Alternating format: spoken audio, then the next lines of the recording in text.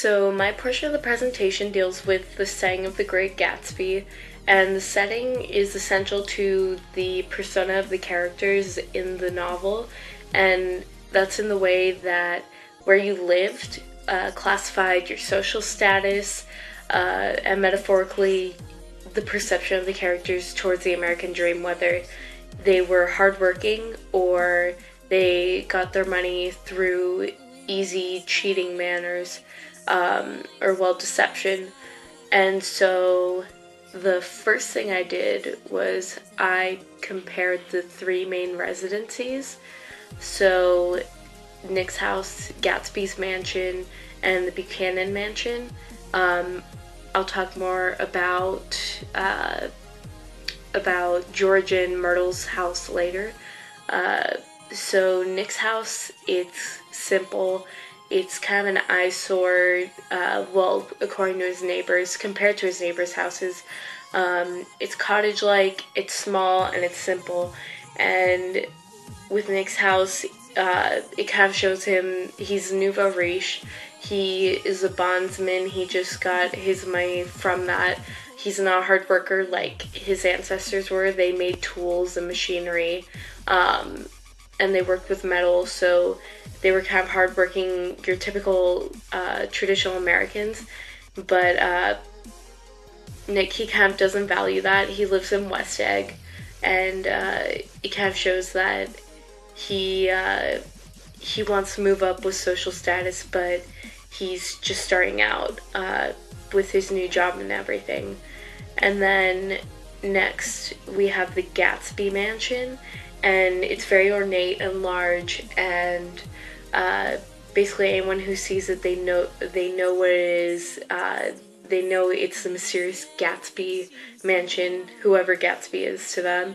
And later in the book you figure that it's very messy on the inside, but still ornate on the outside, and that kind of resembles Jay Gatsby's inner turmoil, with kind of his inability to grasp the present, and his conflicts with Daisy, and his own fake life, his facade.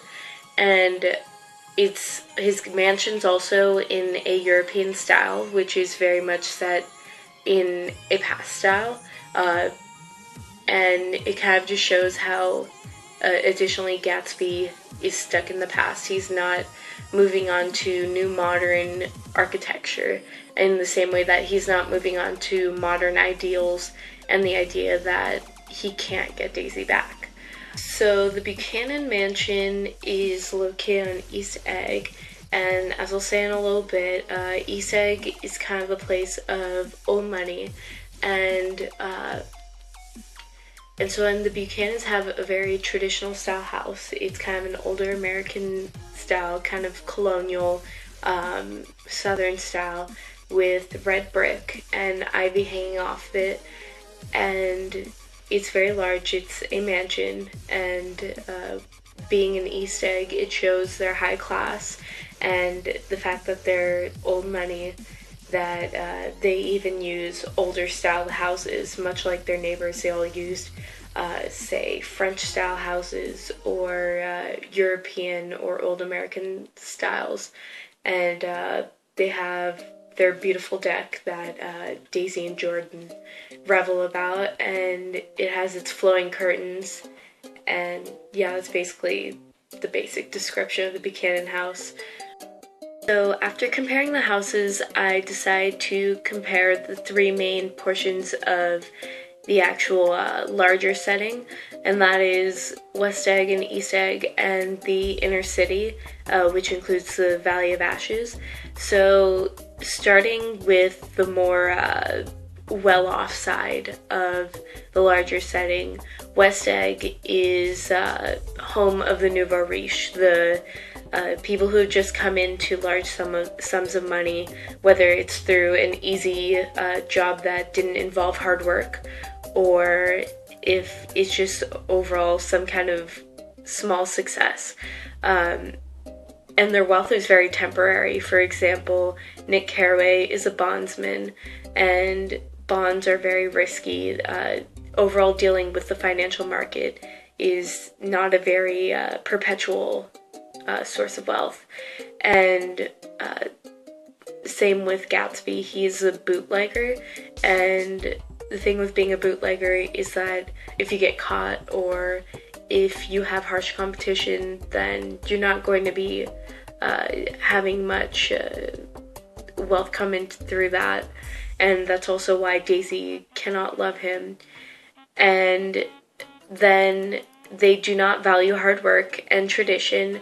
They're very much into taking the easy way to get wealth. They really care about moving up in the social status. They want to be East Eggers, but they're stuck as West Eggers. They're the ones who are labeled as the wannabes of East Egg, but they're in West Egg. So they're constantly looking up to move classes. And then separated across the lake is the East Eggers, and the East Eggers are the old money, the people who have had wealth for a long time, whether it's through their ancestors or through being successful in their hard work and in their businesses. And the Buchanans live there, but Tom's really the actual old money recipient, I guess you could say. He fits into the class, whereas Daisy is kind of just there because she wants to be labeled as that. She didn't really earn it. And Tom really takes advantage of that with Daisy. He cheats on her because she's so shallow, and she just cares to be with him for the money, which anyway, she does cheat on him. So they kind of both weren't meant for each other anyways. And so the residents of East Egg have more respect for the higher class citizens, and they're kind of stuck in the past in the European style of aristocracy, in the way that they don't really want to deal with the West Eggers. They don't want to deal with those who have kind of a poor image in society, well, in terms of money and status overall.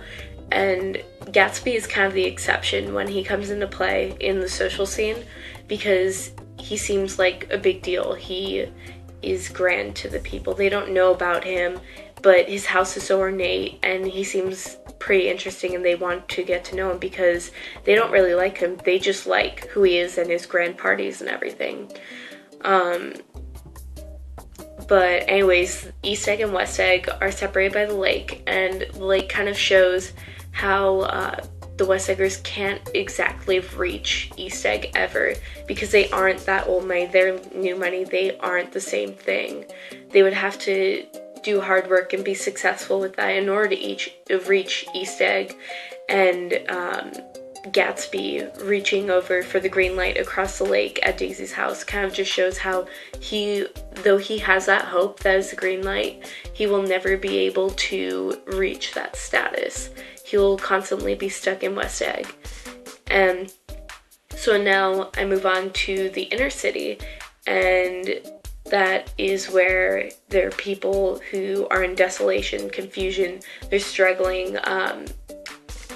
Kind of downtown is always known for being the place of the poor people because they can't afford to live in the suburbs, in the outside of the work area. So a main place that shows this is the Valley of Ashes in the inner city, and it's foggy. It's not like ashes because of an explosion or anything, but it's just foggy and desolate, and it kind of just shows how inhabitants like George and Myrtle Wilson, though George owns his own business, he owns a gas station, and is a mechanic, he does hard work. The thing is, because the American dream is in decline, because people constantly want the easy way now, he cannot get out of his struggle. Though he works harder and harder, he's constantly in the state of being held back, just because he's trying to take the slow path. And the inner city is also a place of secrets. For example, Myrtle Wilson, she cheats on her husband by having an affair with Tom Buchanan in an apartment in the city. And also, that is because Myrtle, she wants to move up classes.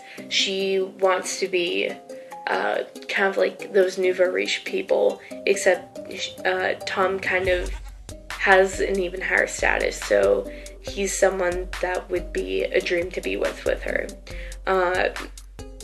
And so in another sketchy instance in the inner city is when Gatsby meets Meyer Wolfsheim in the inner city. That's where Meyer Wolfsheim does his operations, and that's where the bootlegging operations occur.